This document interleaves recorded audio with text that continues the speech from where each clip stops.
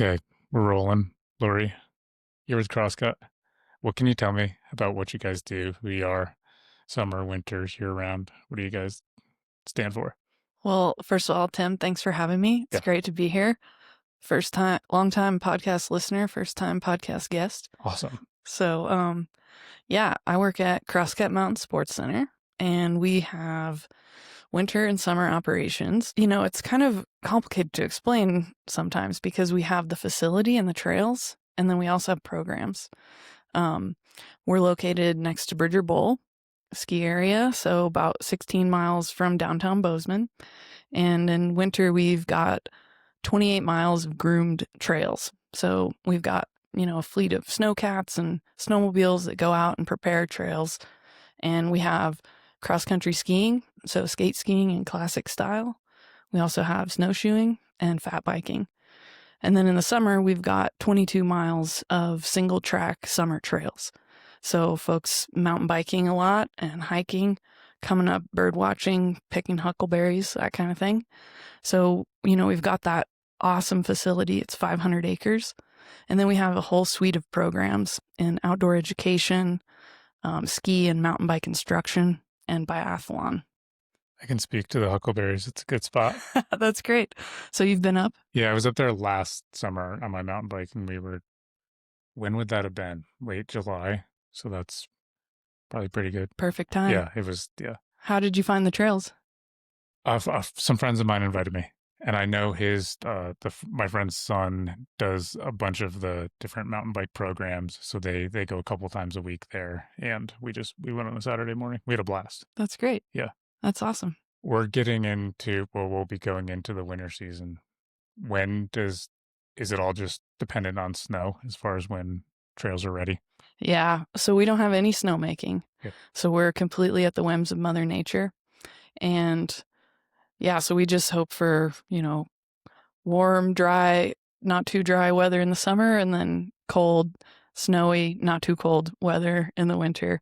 So yeah, we do have to hire seasonally to staff our programs and our Nordic Center and all that. And so we can't really open just any time because we need to have that whole cadence of hiring and training and bringing people on board. So usually we won't open to the public until after December 10th. Okay. But if we have snow, November, we got to start, preparing those trails, and we'll open as soon as we can to our season pass holders.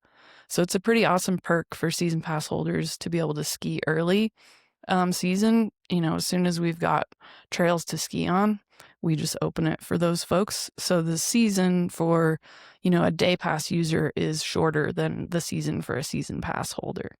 Typically, if it's a decent snow year. Are you guys that's similar to Bridger Pole's opening date, correct? Yeah, I think it's a really similar cadence. Yeah, they have snowmaking is a big difference. So they guarantee, I guess, quote unquote guarantee that you can have snow, at their opening date. Where unfortunately we have had issues in the past where we have to open, maybe later in December around Christmas. It's very hit or miss. It seems that always by I want to say Thanksgiving, by Halloween, it seems like we always get some accumulation of snow by Halloween, and the Bridgers obviously will get a little bit more than in town, but yeah, I guess it's very hit or miss depending on the year. Yeah, definitely. We had a very good year last year. The previous year was a little less good. Another really good year before that. I mean, I've skied at Crosscut on Thanksgiving a handful of times, which I consider that to be like a really good start to the season, because it's not like the snow just falls and then you can go skiing. There's a lot of preparation that goes into creating the trails. And, we always get people call like the first half inch of snow falls in town and they call in, are the trails open? Are the trails open? It's like, oh, I wish it worked like that, but no, they're not open yet, Right now it's early October as we're recording this. Is everything closed now because it's muddy? So we just actually today is we closed our summer trails today. Okay. We may, depending on how the weather goes the rest of the month, we'll try to open them back up because We actually just recently opened 6 new miles of trails that have been super, super popular. So those opened in early September. So we'd love to, squeeze a few more days out of those if we can. But for now, yeah, we've closed the whole trail system as of this morning, which is October 3rd. Okay, so the next thing upcoming is skiing. What are you guys doing in the meantime as far as are you hiring now? Are you looking for people for the season? How many people do you need for that season? Hi, folks. Quick note from me. If you don't already know, the goal of Mountain Mule Media is to build real connection between Montana's businesses and the people they serve. If this episode or any other has given you something worth thinking about, smiling at, or passing along, I've got a small ask. Share it with a friend, text it to someone, post it in your story. That one simple action helps these businesses get seen, grow, and thrive, and it helps this show keep going. Thank you for supporting these Montana businesses. Now back to the show. We have about 14 year-round staff members, and then in the winter we'll staff up to nearly 50 people. Oh, wow. So we hire quite a few seasonal staff members, and that's all ongoing right now. Interviews and taking applications right now. I mean, I always feel like as soon as the calendar goes to September, it's like the screws kind of start tightening on our year-round staff of like, okay, there's a lot of things we got to get prepared. And, everything from printing new trail maps, making sure we've got trail signage, getting ready to have our, folding maps, everything with getting all the boots and skis and snowshoes and all that stuff out of storage, getting our rental mountain bikes in storage, just doing that whole seasonal turnover. So it feels like, October really ramping up. November, it's like, this is really getting serious. If somebody wants to come in season and experience it just for a day or a weekend, how do they approach it and what should they expect? So we've got, a lot of different offerings in the winter. You can come up and just simply like show up on our doorstep, rent skis or snowshoes and boots, ski boots, not snowshoe boots, and just get right on the trails. Like lots of people do that. We also have a lot of different offerings. So if people feel like they want to have a ski lesson or have a tour of the trails, those are offerings. Then we also have events. So races, from community races that are low key to, more competition races. And we also have a lot of fun things like we have cosmic ski nights. So we have night skiing on Mondays and Thursdays. And some of those select days, we put in these cool, like fun colored bulbs that spin. And it's kind of wild. It's really fun. Like people dress up. People come with like lights, all over their costumes and tutus and all this kind of thing. So there's a lot of different ways to experience Crosscut, from just, showing up, you've never done it before, getting on skis, having a lesson or not, to folks who've been doing it all their lives and they bring their own gear. They've got a season pass. They just scan it, get right on the trails. You can purchase passes ahead of time or in person, when you arrive. I mean, obviously I'm biased, but it's really important to get out in the winter, like for your mental health, just reset.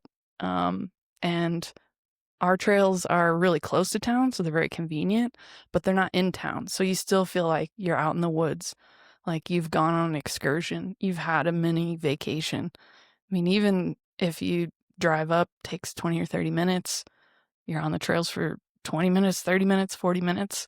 It really doesn't take that long to feel like you've had a reset of your nervous system, that you've calmed your mind, that you've fed your spirit in some way. So I think it's a really awesome way to get outside in the winter.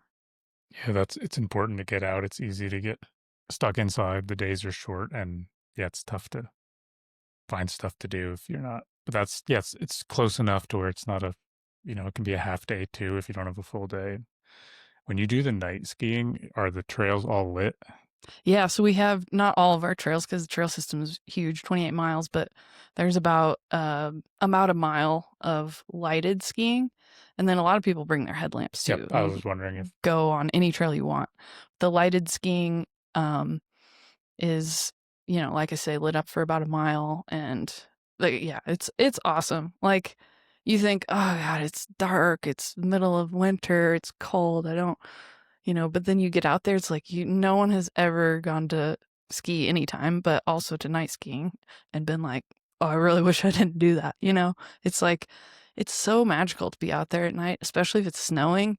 You get that snow coming through the lights, and just it feels really special and magical night skiing, I think. I grew up back east and they had night skiing, downhill skiing. I snowboard. It's so much fun though. And I did it when I was, a teenager, but it's so much fun. Totally. It's just a totally different perspective and it's fun. Yeah, it feels different somehow. I mean, it's of course also awesome to be out there when it's Bluebird Day and sunny and gorgeous and bright. But it's nice to have both options. And then you said you're hiring now. What's your position with Crosscut? I'm the senior director of communications. Okay. So I'm part of the leadership team, which is 3 folks. Yeah, and we hire for our outdoor education program. So we have a huge outdoor education program in the winter where it's primarily school groups and classrooms come up, and we've got a really awesome curriculum. We think we're the only ones we've found in the country that have a curriculum like this where it combines ski instruction with credentialed science instruction. So it's part of, the Montana, curriculum. And we hire around 12 to 14 people for those positions. Okay. And then we also have a ski instruction program. So teaching people how to skate ski or classic ski or improve on their, techniques if they're already competent skiers. And we hire around maybe 7 or 8 folks for that. And we have a Nordic and Trails Center, which is our public-facing operations hub. And that's open from 9 to 4 during the wintertime and goes till 8 p.m. on night ski nights. So we hire around 5 or 6 people for that. We also have a biathlon program that serves adults and kids. And we usually make a couple of hires for coaching that program as well.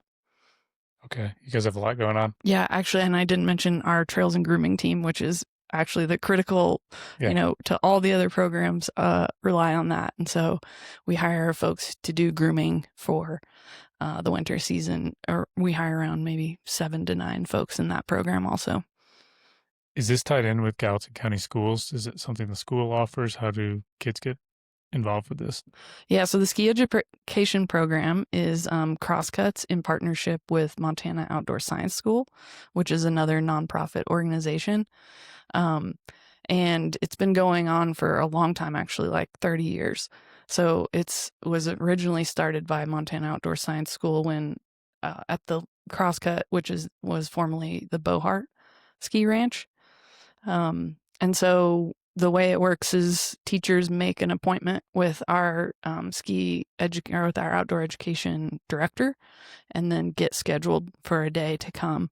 So it's not a direct collaboration with Gallatin County Schools, but many area schools come, and we really try to prioritize Title I schools, so schools that have a lower socioeconomic base, and allow them to schedule first, preferentially, and really make an effort to try to serve folks who wouldn't normally get out on skis. Of course, we love serving the people who, have a whole fleet of skis and are waxing in their garage and all of that. But we also really value introducing the sport and the property and the Bridger Mountains and the ecology of winter in Montana to kiddos who don't have access to that. And so we have a lot of folks we call the never evers, kids who show up for our ski education program. They put their skis on for the first time, and by the end of the day, they're just having a blast and feeling comfortable. And we give all the kids in that program a voucher for 4, to bring their family, 4 people, 5 people, whatever it may be, for free passes and rentals. And so it's just so awesome. You see, like, couple weeks later, a 3rd grader had come to the ski education program. Now they're coming into the Nordic Center on a Saturday with their mom, their dad, their sibling, presenting their voucher. And they're just so proud to get their parents and their family out on skis and show them, this is where the snowshoe hare was jumping around, or this is lodgepole pine. And, tell them about the area. So it's very, very cool to see how the kids respond from, never being on skis before to then bringing their families up to Crosscut. It's very cool that they do that. It can be costly to do that. I don't know if you don't think about that, if it's just not something you ever have to worry about, but to get boots and gear and 100%. time off to go there and Definitely. passes and a lot of what it costs for a downhill pass today is it's a lot of money. Yeah. So it's not something that everyone easily has access to. Yeah, I mean, we really try to anyone who wants to come, we try to make it so they can come. So, like I said, we got the vouchers for the kids to bring their families for free. We have at least 2 free ski days a year. Often, like our opening Friday will be a free community ski day. So anyone can come for free, ski on the trails. And we also provide scholarships for some of our programs. And yeah, we have a partner access program for different nonprofits in town that are serving communities that maybe historically haven't had as much access to snow sports. And we have, free day passes, free rentals for folks associated with those programs also. Do you guys raise money? What's the biggest way that you guys get money to do a lot of these programs? Is it directly from a lot of the pass holders? Do you have a lot of people that privately donate money? Yeah, both. Well, we're a nonprofit, so we're reliant on the generosity of our community. We're unique as a nonprofit because we also have revenue generating activities. So our season passes, our day passes, our programs, they cost money. And so we we're very fortunate to be able to raise revenue from that as well. But there's a huge gap between the revenue we raise from our programs and offerings and what we actually need to operate. So yeah, we're very fortunate to have lots of small community donors. It's the whole thing is like no donation is too small. It's like everyone says that, but it is so true. Yeah. And also are fortunate to have some larger donors and have some corporate donors. We have great partnerships with some of the local businesses in town, and also grants as well. That's through the state or federal grants? Actually, we don't have a lot of government grants. They're oftentimes private foundation grants that are, interested, especially in outdoor education, is a great program for attracting grants. So we had a grant for some trail building. So they're often, we don't rely very much on federal or state grants, although, we're always welcome any support. So if anyone wants to support directly, is that easily accessible through your guys' website? I sure hope so. Yeah. If not, I'm not doing my job. as well as if they're interested in working with you guys? Yeah. All that's on the website. And we have a lot of different ways you can contribute. Not everyone wants to give money. We have options for volunteering as well. So in our ski education program, we have a program called Global Snow Sports that we run on Saturdays, and we rely on volunteers to help with that. We have a lot of events through the winter and summer, and like those events cannot happen without lots of community support and volunteers. So volunteering is another great way to get involved. And as far as donations, yeah, people can make one-time donations, monthly donors. We have a monthly donors program called Crosscut Stewards. We try to really, serve those folks by having different events for them, giving them discounts to things, and making them feel, more a part of the community at Crosscut. That's very cool. How long have you been with Crosscut? Just past my 4-year anniversary for working at Crosscut, but I actually I was doing freelance graphic design, photography, website design, and I worked at a small outfit in town. We built Crosscut's website. Oh, cool. In 2020 before I worked there, and before that worked on various projects like annual reports or annual appeals, graphic design kind of related things and photography. So I've been working at, not at Crosscut, but for Crosscut, I think since about 2018. Very cool. What's your background in skiing and outdoor sports? Oh gosh. Well, I'm a flatlander. Well, not entirely. The I'm from Arkansas, Okay. from Fayetteville, Arkansas, Ozark Mountains.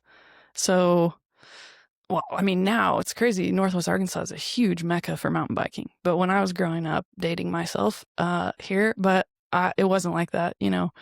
Um, I'm a gym sport person, so basketball was my sport growing up. So I'm an adult learner for both mountain biking and cross country skiing, which has been humbling and also really gratifying. And I think helps. We really like Crosscut. We really try to be welcoming and a resource for the community. You know, some of these sports, they feel really gate kept places where it's like, oh, you got to have the right equipment, you have to have the right outfit. You know, it's not like that at Crosscut, or we try to have it not be like that. And so I think it is helpful to have people like me on staff who really are adult learners and, didn't grow up in it, don't have a lot of familiarity with it until started working there. And then of course we also have people who are super steeped in it and grew up ski racing and all that kind of thing. So it's a good mix. And yeah, for myself, adult learner in all these outdoor sports. So I never thought of it until someone I had on the show recently. He runs Overtime Sports, and I don't know if you know him, his name's Noah. He's a cool guy, but he was saying the same thing, similar to some of the outdoor activities can be kind of daunting. mm-hmm. And as he phrased it, and I don't think he meant any pun, but he said there's a lot of elitists, and it can feel very daunting to approach that. And am I doing it right? Am I good enough? Did I grow up doing this? And I'm at Bridger Bowl. I didn't start skiing till I was a teenager, but I'll be at Bridger Bowl and a 6-year-old kid will go flying by me, and I'm like, that kid, that's his third year skiing, and he has more days Yeah. on the hill than I have, and you feel some intimidation. Yeah. I think that's very important that people feel welcome to do that kind of stuff. Yeah, that's a super important ethos at Crosscut is like everyone's welcome. You can ski in jeans. We don't care. I mean, they might get wet and you might get cold, but like, yeah, it's really supposed to be for everyone. And so we really try to welcome people and make sure they feel really welcome in the space. And then with our instruction programs for mountain biking and for cross country skiing, like we have people who've just their first time on mountain bike. It's their first time on skis, and that's awesome. We love that. And, we have one of our instructors is, so all of our instructors are great, but one of our instructors, I was taking an intro to mountain bike clinic with her, and she's like talking about, Bozeman, it's kind of an intimidating place to get on a mountain bike because so many people do it and at a high level. And she's like, you are on a mountain bike right now. So you are a mountain biker, because you say, oh, do you mountain bike? And people say, oh, no, I'm not really a mountain biker. But it's like, you can own that. If you're on a mountain bike, you're a mountain biker. And there's nothing wrong with taking up space, even if it's your first day doing it. Yeah. And as you were saying, a reason to get outside and get in the mountain, I know the statistic that Gallatin County, the amount that we drink in Gallatin County, because if you're too intimidated to go do any of these sports and get outside, that might be something you resort to, which is not that there's anything wrong with it, but if it's the only thing you resort to, it's tough on your mental health to not get outside and feel like you're a part of your community and you can do these things that might seem that they're only made for the elite or the people that were born doing it. Yeah. And that's very cool that it's offering that to everyone and anyone that can. Yeah, I mean, the hardest part is just walking in there. Yeah. Like that anxiety you feel like, do I belong? But once you walk into our space, like we really are like, welcome. There's no expectation that you show up a certain way. Like we want you to come in and ask questions and be curious, and we want to help you get comfortable. Are any of the winter events on the calendar yet? Yeah, they're all on the calendar. I think we're getting them on the website in the next couple of weeks, but yeah, we have a really full winter of events, actually, and culminating in the NCAA ski championships, cross country ski championships, will be at Crosscut this year. Nice, that's fun. So yeah, it's actually joint alpine and cross country ski, so it'll be Bridger Bowl and Crosscut. So that'll be in mid-March. Okay. Yeah. Yeah. And we're praying for lots of good snow and Yeah, weather. for sure. Yeah. I'm thankful it's not in, mid-December. Yeah. So if somebody's never been before or they've never been on skis before, what do you advise to them? Just show up and give it a shot. That's what I say. I Yeah. mean, I think it is helpful to do a lesson. So check out like our lesson offerings. You can get signed up for those. We have like clinics where it meets for 4 different times, which is nice because then you progress. And then we also have private lessons or group lessons. So there's a lot of different options for just, getting some instruction, which can be really helpful. But it's also totally valid and welcome to just come in, get the skis on, go out there, follow the signs that say easiest way and, hopefully have a really good time. Full disclosure, I've never had skis on in my life. We'll have to get you up. Only a snowboard. I'm not opposed to it. I'm glad to hear you're not opposed. There's just too many hobbies going on right now. It's true. And I had to make a choice. Yeah. And I just for no reason other than it was literally offered to me. A friend's old snowboard. Hey, try this out, and that's awesome. That's where I started. That's awesome. But maybe someday I'll put some skis on. Well, we'd love to get you out, get you on skis. Sounds like fun. I've never done any like cross country skiing. Sounds fun. I think it's, if you're an adrenaline junkie, it may not sound like the most fun thing, but, it's a blast. It's total blast. You can go as fast or as slow as you want. You can make it really aerobic. You can make it more scenic. And it's just a slower pace to enjoy the winter forest and meadows and mountains. Downhill skiing or snowboarding is awesome. Like, super fun, but it's just a different way to experience being outside when you're going at a little bit slower pace. Yeah, that makes sense. It's probably a different vibe.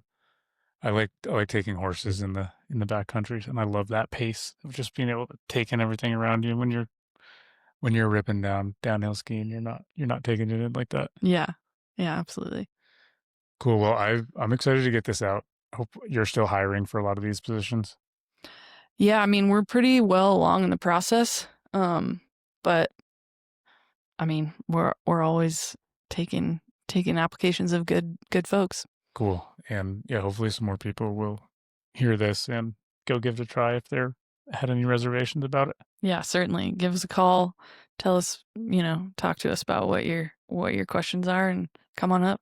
And if anyone wants to support you guys in any way, they can find all that information on the website. Yeah, crosscutmt.org. Cool. Well, thanks, Laurie. I'll get this posted. And if you're up for it again in the spring when the skiing's done, I'd love to visit all the mountain biking stuff and that stuff as well. Yeah, that'd be great. Cool. Well, I appreciate your time. Thanks, Tim. Appreciate it. Thanks for listening, folks. You can find the full blog post for every episode, along with key takeaways and links at mountain-mule.com. If you haven't yet, consider following the show. That one small action helps these Montana businesses get seen, grow, and thrive, and it helps this podcast keep going too. If you know a business that would be a good fit for the show, we'd love to hear from you. Just reach out through the website or social. Thank you for supporting these Montana businesses. See you on the next show.